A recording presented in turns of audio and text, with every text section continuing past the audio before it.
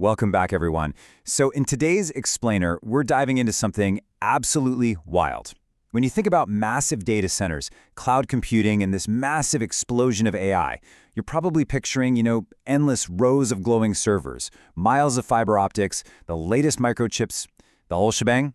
But today, we're actually focusing on a tiny, almost entirely mundane piece of plumbing. Seriously, this little part is secretly keeping the internet and AI from literally melting down. We're talking about a $50 part saving billion-dollar data centers.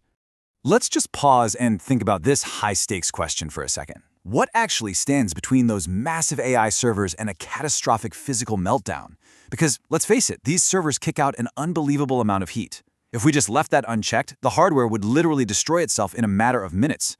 And no, the answer isn't just giant fans or cold water. The real, absolute last line of defense is this highly specific, perfectly calibrated mechanical gatekeeper hidden deep inside the cooling system. Okay, let's dive into this. To really wrap our heads around what this component does, this biological metaphor hits the nail on the head.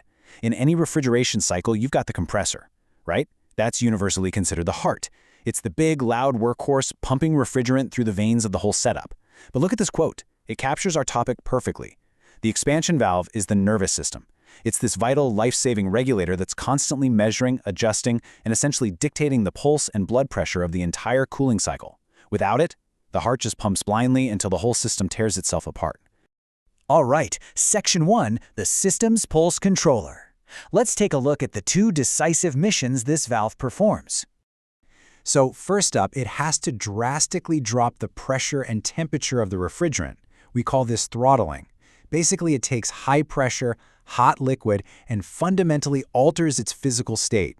And second, it has to precisely control the flow of that refrigerant into the evaporator. That's called superheat control. It's literally metering out exactly how much cooling agent this system needs, and it's doing this down to the absolute millisecond. Moving on to Section 2, making the refrigerant cold. Let's see how this process actually builds. Okay, this three-step process is where the real physics magic happens. In step 1, hot, high-pressure liquid refrigerant arrives straight from the condenser. Now keep in mind, it's still warm and basically totally useless for cooling a server room at this point. Then we hit step 2. This hot liquid gets aggressively forced through a tiny microscopic hole, an orifice inside the valve. And then step 3 is the big payoff. Because it gets squeezed through that tiny space into a much larger, lower pressure area, the pressure just absolutely plummets. And when pressure drops, the boiling point drops. A portion of that liquid instantly evaporates, rapidly absorbing heat, and boom, it creates this icy, misty spray of low-temperature liquid and gas.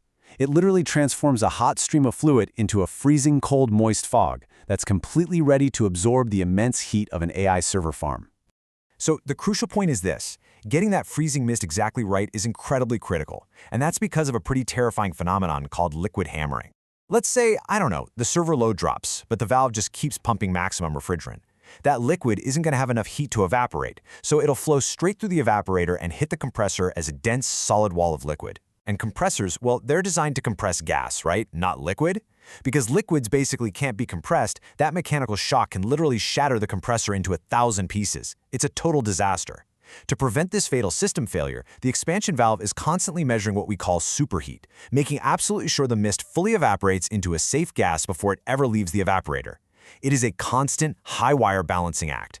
Which brings us to Section 3, analog versus electronic valves. Let's compare the old guard with the new standard. For decades, we relied heavily on the Thermostatic Expansion Valve, or TEV. This is an entirely analog mechanical marvel. It basically uses a small sensing bulb filled with gas that's attached to a pipe. As the pipe gets hot, the gas expands, pushes on a physical diaphragm, and literally shoves the valve open with a spring. It's actually kind of brilliant because it doesn't need any electricity, and it's highly reliable. But, well, it's slow, and it totally lacks precise microcontrol. So, enter the Electronic Expansion Valve, or EEV. This is the ultimate digital upgrade. It relies on real-time temperature and pressure sensors that communicate with the central brain, sending commands to a highly advanced stepper motor.